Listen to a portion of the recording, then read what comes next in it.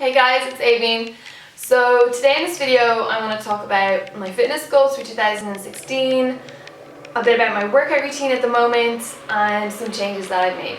So I really want this channel to be about health and fitness as a vegan. I want to show that you can reach your peak performance in sport and working out on a vegan diet, and that you don't need animal products to get strong and fit and stay healthy and have tons of energy.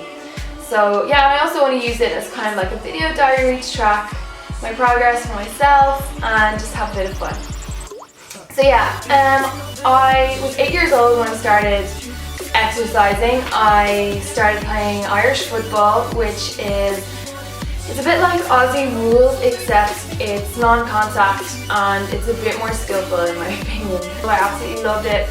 All the girls in my class played as well. We had a really good team at school. We always got to the final and we always lost. We lost every final. It was really sad. I joined my local team as well, and we had a really good team and we trained really hard. That was like my social life and I don't regret it. It was just, I had the best time ever. When I was 14, I started playing soccer, so regular English soccer, I guess you could say. And I absolutely loved that as well. Again, I joined a really good team. We had so much fun. Then I progressed quite quickly with the soccer, and I got trials for the Irish soccer team. And that's when I decided to quit, because it takes a lot of commitment, and you have to, I'm the sort of person that I have to give something 100%, or else, you know, I'm not interested in doing it. So I decided that my soccer career was gonna end there. I didn't want a professional career in soccer. So at the age of 16, I quit all team sport. I stopped playing sport altogether from the ages of 16 to 18. When I was 18, I came to college. Towards the end of first year in college, I got into the gym. I was running a lot on the treadmill. That this was how you got fit and how you stayed in shape. Then in second year in college, after about 3 months, I became addicted to the treadmill. The runner's high started to kick in. A self-professed gym treadmill addict. I decided to do a personal trainer session with one of the trainers at the gym.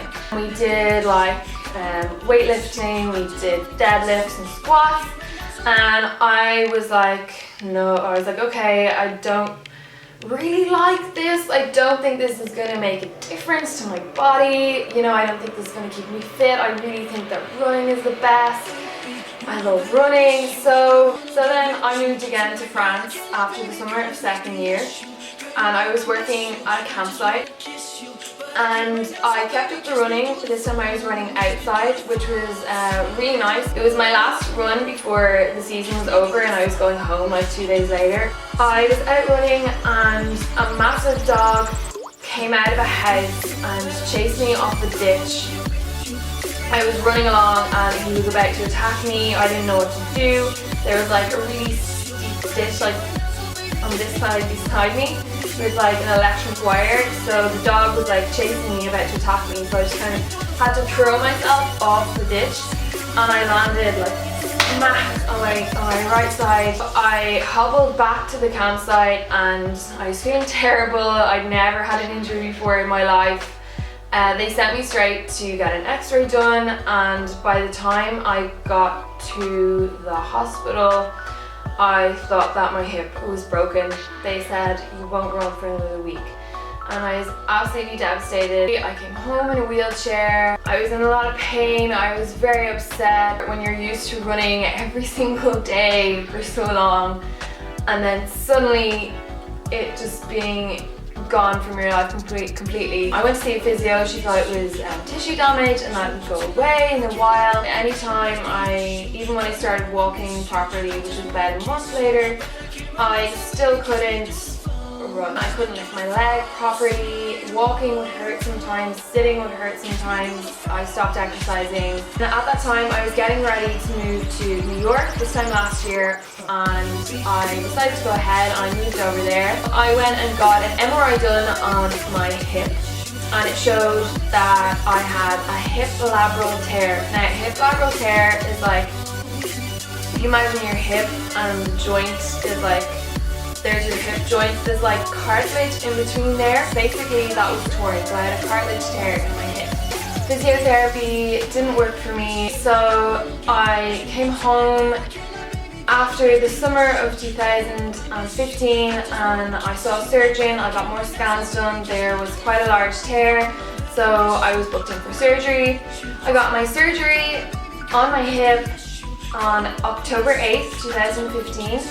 So a little over 3 months now, and it all went happily according to plan. It was successful. I've always been able to do whatever sport I wanted to, and to suddenly be told, no, you know, you're gonna have to change your workout routine, that's pretty hard to take.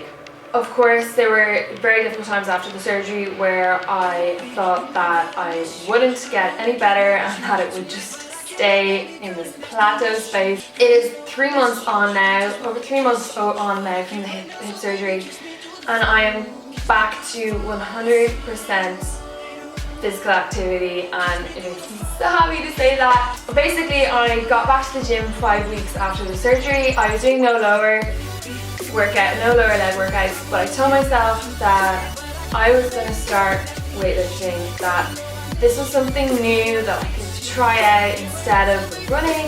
I started looking into weightlifting more. I started to, you know, look at YouTube. You know, all these girls who lift have fantastic bodies. They're all super fit. It's pretty cool, like being able to lift and squat. I couldn't do a push-up to save my life. I had tiny arms. I couldn't do any lower body exercises, so, you know, I had to do a bit of upper arm stuff. I started doing push-ups. I started doing, you know, pull-ups. I started doing bicep curls, tricep dips, just basic arm workouts, and I saw results really quickly. It also works your core. Towards the end of December, I started being able to do a little bit more lower leg stuff.